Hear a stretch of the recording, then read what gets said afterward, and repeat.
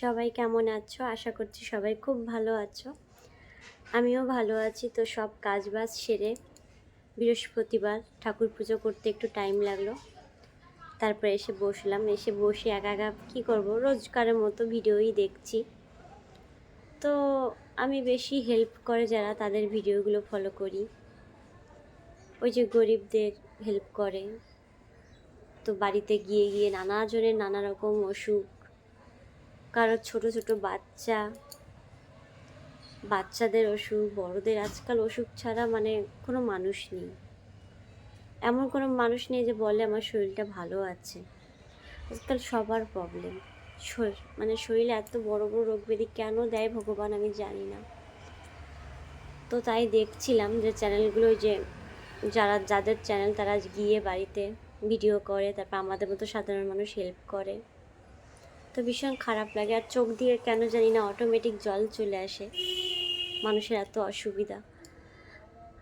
আর আরও কিছু ভিডিও দেখছিলাম যে সাপ ধরে, যারা বাড়িতে সাপ টাপ ঢুকলে তাদের খবর দেওয়া হয়, তারা এসে নিয়ে যায়। তো তাদেরও চ্যানেল আছে। তো দেখলাম সাপের কামড়ে অনেকজন মারা গিয়েছে। একটা 7 বছরের বাচ্চাও মারা গিয়েছে। তো এত খারাপ লাগছে ভিডিওগুলো দেখে, চোখ দিয়ে নিজের অজান্তেই জল বেরিয়ে যায়। তাই বলবো যারা গ্রামে, এখন তো শহরেও তো দেখা যায় না তা না, তো সবাই একটু সাবধানে থেকো। আশেপাশে বন জঙ্গল এগুলো একটু পরিষ্কার করে রাখো।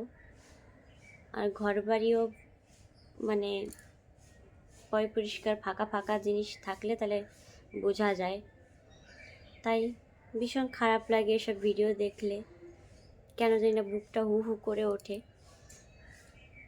আমি খুব ইমোশনাল একজন মেয়ে, অন্যের দুঃখ দেখলে মানে নিজে থাকতে পারি না। তাই বলবো সবাই সাবধানে থেকো, এটুকুই বলার। যার বাচ্চা কাচ্চা সাবধানে রাখবে, বর্ষাকাল যেহেতু এখন।